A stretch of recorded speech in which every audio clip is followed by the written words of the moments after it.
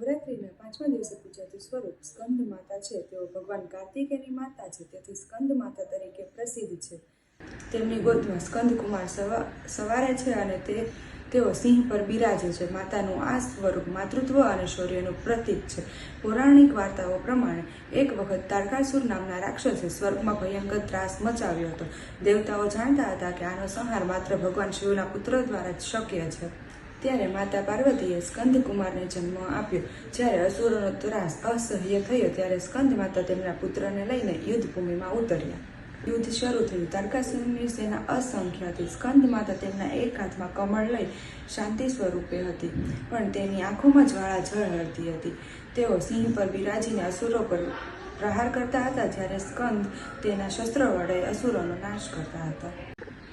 માતા અને પુત્રની આ જોડી જોઈ અસુરો ગભરાયા અને તારકાસુરે મહાબલી સ્વરૂપ ધારણ કર્યું અને હુમલો કર્યો. પરંતુ માતા સ્કંદની શક્તિ દ્વારા કાર્તિકેય પણ વધુ શક્તિશાળી થયા અને તેણે તેમના શસ્ત્ર શક્તિ દ્વારા અસુરોનો સંહાર કર્યો અને તારકાસુરનો વધ કર્યો. અંતે કાર્તિકેયે પોતાના શસ્ત્ર શક્તિ વડે તારકાસુરનો વધ કર્યો.